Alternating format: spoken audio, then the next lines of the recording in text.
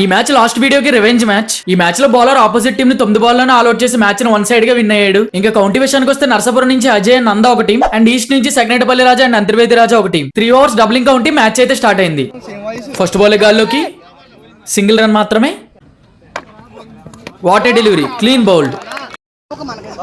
First ball straight గా single run మాత్రమే. ఈసారి బాల్ గాల్లోకి డైరెక్ట్ ఫ్లైట్ 6 రన్స్. ఈసారి లెగ్ సైడ్ వైపు 2 రన్స్ మాత్రమే. బాల్ గాల్లోకి వికెట్ పడే అవకాశం,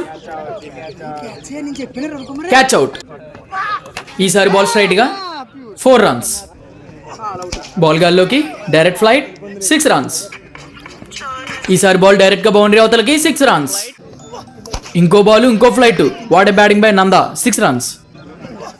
బాల్ మళ్ళీ గాల్లోకి, ఇది కూడా డైరెక్ట్ ఫ్లైట్ 6 రన్స్. ఈసారి టాస్ బాల్, ఇది కూడా ఫ్లైట్ 6 రన్స్. ఈసారి ఆఫ్ సైడ్ వైపు జస్ట్ 2 రన్స్ మాత్రమే. ఈస్ట్ టీం 2 ఓవర్లు కంప్లీట్ అయ్యేసరికి 20 రన్స్ మాత్రమే ఇచ్చి మ్యాచ్ ని 1 సైడ్ చేశారు. కానీ బ్యాట్స్మెన్ అంతా లాస్ట్ ఓవర్ లో 32 రన్స్ కొట్టి మ్యాచ్ నే మార్చేశాడు. ఇప్పుడు ఈస్ట్ టీం విన్ అవ్వాలంటే 3 ఓవర్లో 53 రన్స్ కొట్టాలి. ఫస్ట్ బాల్ గాల్లోకి బౌండరీ వెళ్తుందా,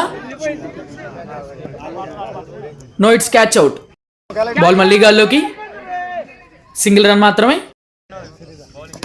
what a bowling, clean bowled, good bowling by Ajay. First ball గాల్లోకి 6 రన్స్.